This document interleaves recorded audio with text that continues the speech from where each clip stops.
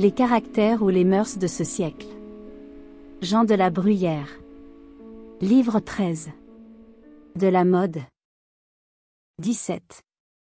Celui qui depuis quelque temps à la cour était dévot, et par là, contre toute raison, peu éloigné du ridicule, pouvait-il espérer de devenir à la mode?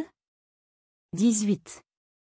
De quoi n'est point capable un courtisan dans la vue de sa fortune, si pour ne la pas manquer il devient dévot? 19. Les couleurs sont préparées, et la toile est toute prête. Mais comment le fixer, cet homme inquiet, léger, inconstant, qui change de mille et mille figures? Je le peins dévot, et je crois l'avoir attrapé. Mais il m'échappe, et déjà il est libertin.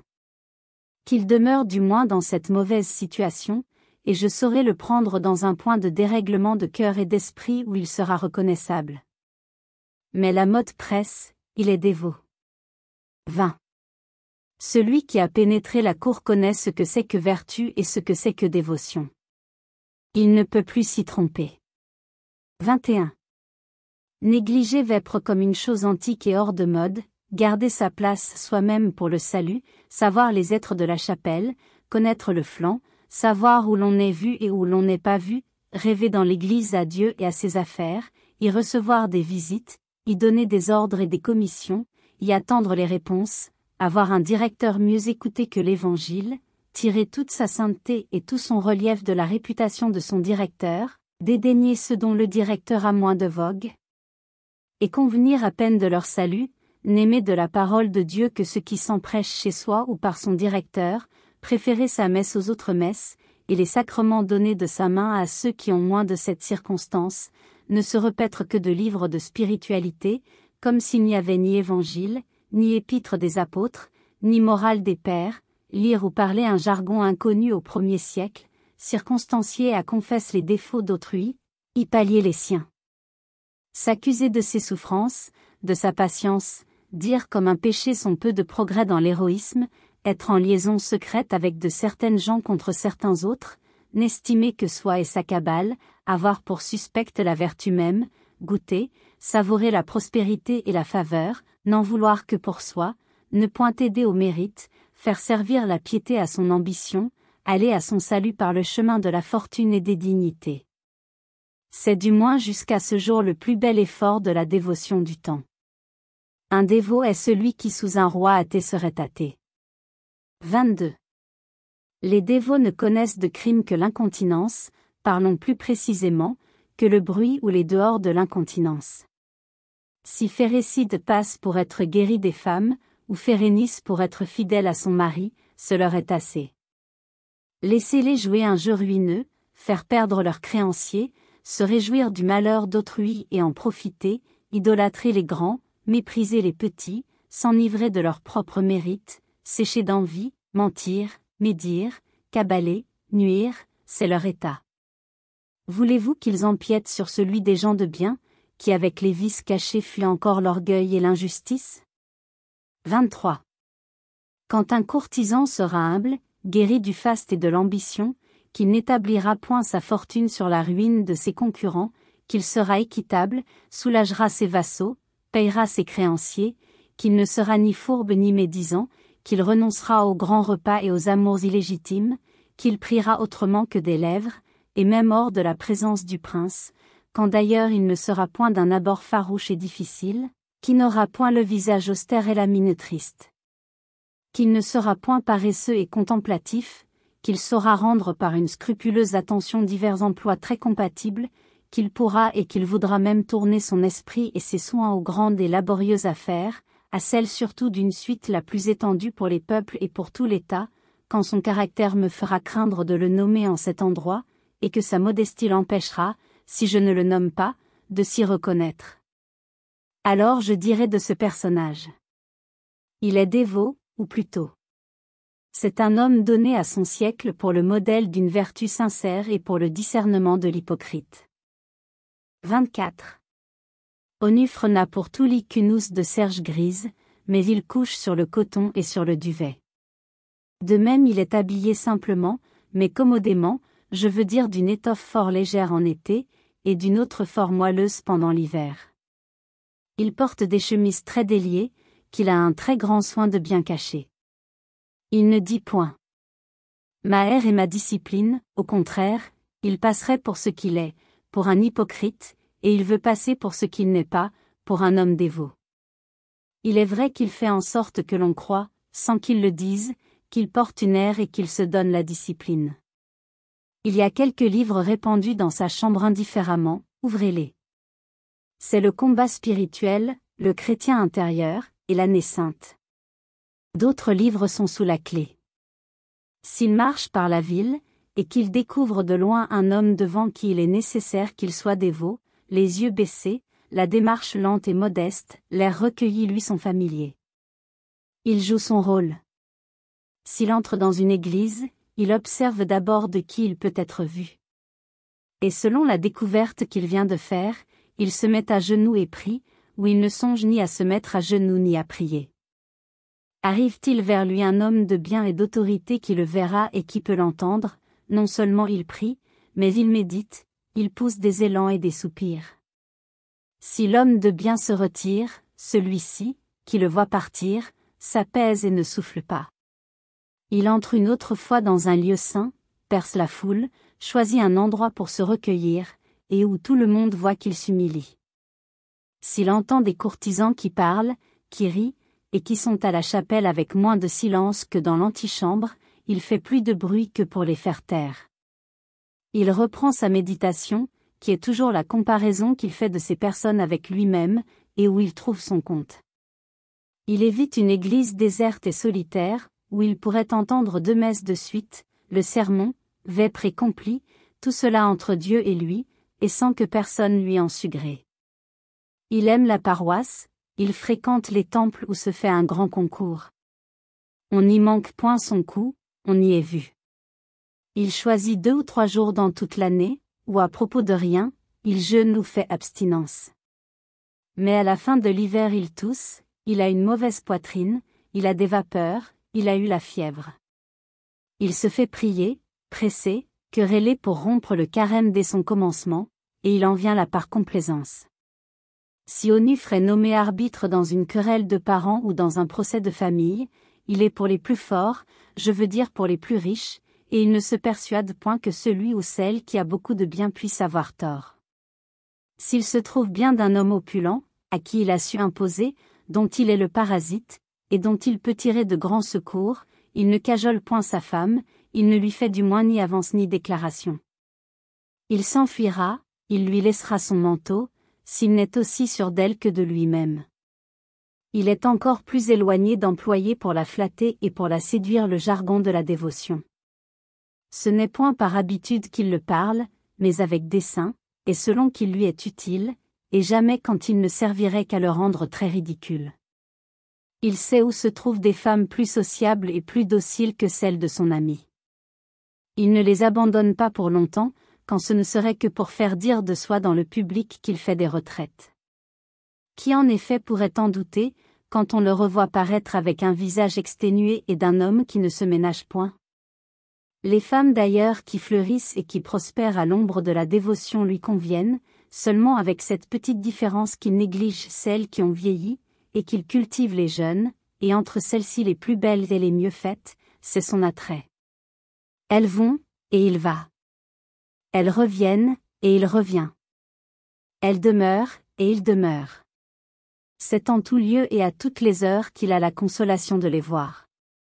Qui pourrait n'en être pas édifié? Elles sont dévotes et il est dévot.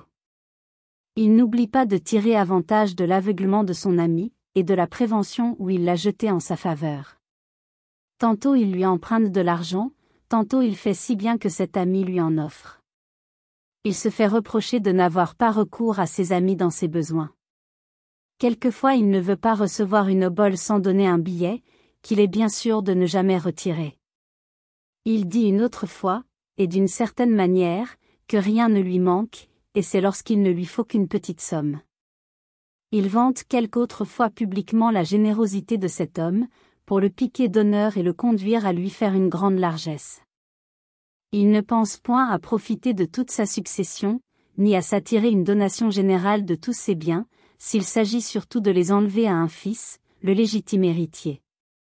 Un homme dévot n'est ni avare, ni violent, ni injuste, ni même intéressé.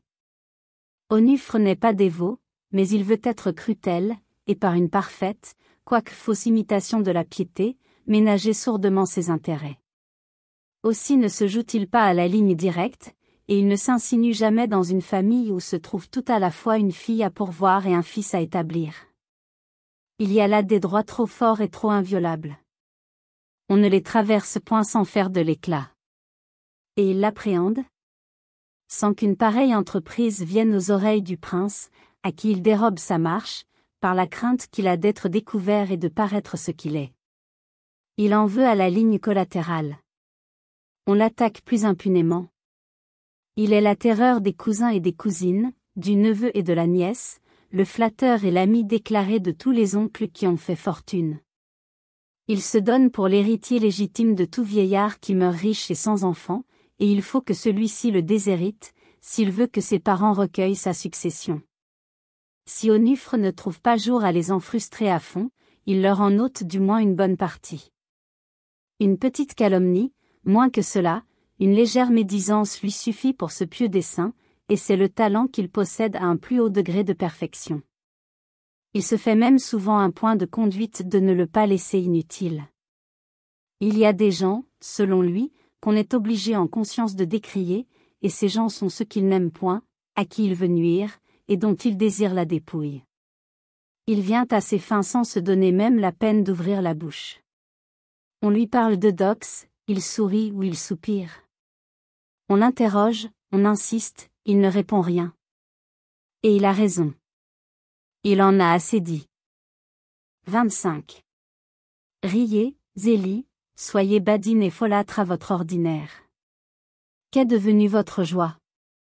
Je suis riche, dites-vous, me voilà au large, et je commence à respirer. Riez plus haut, zélie, éclatez. Que sert une meilleure fortune, si elle amène avec soi le sérieux et la tristesse? Imitez les grands qui sont nés dans le sein de l'opulence. Ils rient quelquefois, ils cèdent à leur tempérament, suivez le vôtre. Ne faites pas dire de vous, qu'une nouvelle place ou que quelques 1000 livres de rente de plus ou de moins vous font passer d'une extrémité à l'autre. Je tiens, dites-vous, à la faveur par un endroit. Je m'en doutais, zélie, mais croyez-moi, ne laissez pas de rire, et même de me sourire en passant, comme autrefois. Ne craignez rien, je n'en serai ni plus libre ni plus familier avec vous. Je n'aurai pas une moindre opinion de vous et de votre poste. Je croirai également que vous êtes riche et en faveur. Je suis dévote, ajoutez-vous. C'est assez, zélie, et je dois me souvenir que ce n'est plus la sérénité et la joie que le sentiment d'une bonne conscience étale sur le visage. Les passions tristes et austères ont pris le dessus et se répandent sur les dehors. Elles mènent plus loin et l'on ne s'étonne plus de voir, que la dévotion sache encore mieux que la beauté et la jeunesse rendre une femme fière et dédaigneuse. 26. L'on a été loin depuis un siècle dans les arts, et dans les sciences, qui toutes ont été poussées à un grand point de raffinement, jusque à celle du salut, que l'on a réduite en règles et en méthodes, et augmentée de tout ce que l'esprit des hommes pouvait inventer de plus beau et de plus sublime. La dévotion et la géométrie ont leur façon de parler, ou ce qu'on appelle les termes de l'art. Celui qui ne les sait pas n'est ni dévot ni géomètre. Les premiers dévots, ceux-mêmes qui ont été dirigés par les apôtres, ignoraient ces termes, simples gens qui n'avaient que la foi et les œuvres, et qui se réduisaient à croire et à bien vivre. 27. C'est une chose délicate à un prince religieux de réformer la cour et de la rendre pieuse. Instruit jusque où le courtisan veut lui plaire, et aux dépens de quoi il ferait sa fortune, il le ménage avec prudence, il tolère, il dissimule, de peur de le jeter dans l'hypocrisie ou le sacrilège. Il attend plus de Dieu et du temps que de son zèle et de son industrie. 28. C'est une pratique ancienne dans les cours de donner des pensions et de distribuer des grâces à un musicien, à un maître de danse, à un farceur, à un joueur de flûte, à un flatteur, à un complaisant. Ils ont un mérite fixe et des talents sûrs et connus qui amusent les grands et qui les délassent de leur grandeur. On sait que Favier est beau danseur, et que Lorenzani fait de beaux motets. Qui sait au contraire si l'homme dévot a de la vertu? Il n'y a rien pour lui sur la cassette ni à l'épargne, et avec raison. C'est un métier aisé à contrefaire, qui, s'il était récompensé, exposerait le prince à mettre en honneur la dissimulation et la fourberie, et à payer pension à l'hypocrite. 29. L'on espère que la dévotion de la cour ne laissera pas d'inspirer la résidence. 30. Je ne doute point que la vraie dévotion ne soit la source du repos. Elle fait supporter la vie et rend la mort douce. On n'en tire pas tant de l'hypocrisie. 31. Chaque heure en soi comme à notre égard est unique. Est-elle écoulée une fois, elle a péri entièrement, les millions de siècles ne la ramèneront pas. Les jours, les mois, les années s'enfoncent et se perdent sans retour dans l'abîme des temps. Le temps même sera détruit. Ce n'est qu'un point dans les espaces immenses de l'éternité, et il sera effacé. Il y a de légères et frivoles circonstances du temps qui ne sont point stables, qui passent, et que j'appelle des modes, la grandeur, la faveur, les richesses, la puissance, l'autorité, l'indépendance, le plaisir, les joies, la superfluité. Que deviendront ces modes quand le temps même aura disparu? La vertu seule, si peu à la mode, va au-delà des temps. Merci d'avoir écouté cette vidéo.